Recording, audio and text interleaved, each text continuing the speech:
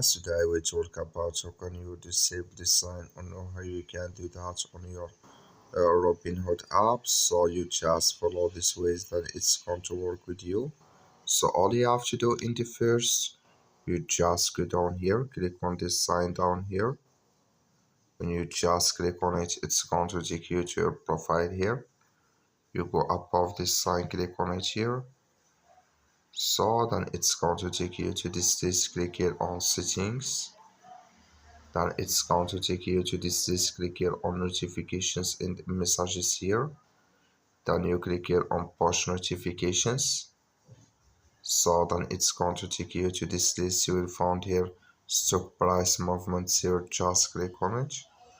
And here you will find it here in this sign. And here can you disable it when you click on this sign.